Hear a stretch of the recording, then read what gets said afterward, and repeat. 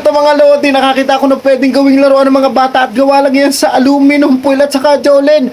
Pagkagupit mo nga ng aluminum foil, ilalagay mo lang sa plastic bottle at aalugin mo at magkakahangin na daw siya sa loob at pwede na siyang laruin. So, tingnan natin kung magagawa din natin yun. Okay, let's go! Mga lodi, so ito na yung ating mga kailangan. Ito lang naman yung mga kailangan natin. Ano? So ito, aluminum foil. Tapos, yan, Holland, ano? Holland na Tom Sawyer. Tapos ito, gagamitin din natin dito para pag alug-alug na ganan para magkaroon ng hangin daw yung foil. Okay, simulan na natin. Okay, so ito na yung ating aluminum foil at kailangan nating gumupit. So ang gagawin ko pahabang ganito ha mga lodi. Yan, pahabang ganito para kasi pag ganito ay maiksi, naiiksian ako. So ganito ang ating gawin. Yan. So okay na to. Tapos nating gupitin ito mga lodi. Yan, gantong haba ang ginawa ko. So, ganito naman natin. Yan, tiklupin natin na papaganito. Yan, kita nyo ba mga lodi? Yan, so laparan lang natin ng kaunti. Yan, tapos itupi ulit natin hanggang dun sa kabilang dulo. Kulang sa lapad yung nagawa ko mga lodi para. Yan. Yan mga lodi.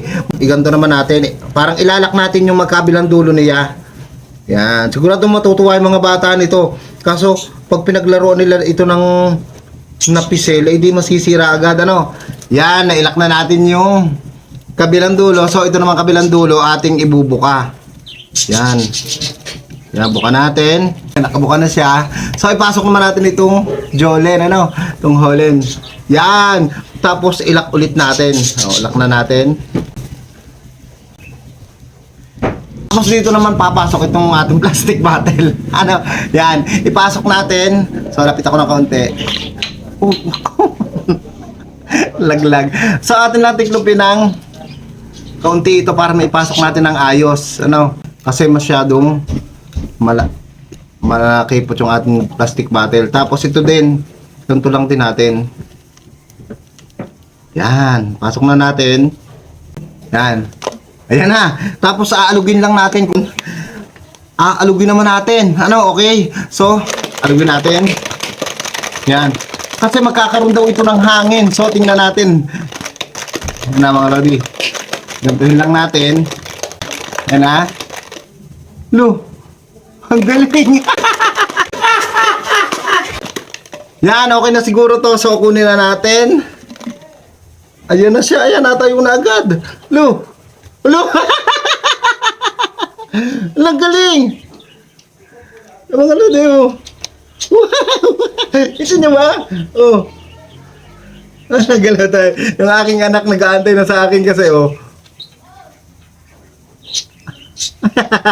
Gumawa pa nga pala ako ng isa. Yan, mas mahaba yan kaysa dito sa una nating ginawa, ano? At itong mga kapsul nga na ito ay ginagawa nilang libangan sa ibang bansa, ano? Ewan ko kung bakit. So, tingnan natin. So, try na natin. Ito na, the moment of truth. Yan, mga lodi. Try muna natin itong maliit. Yan. Yan. Nakita ko kasi viral na viral siya. Kasi, yan katulad. Yan, oh.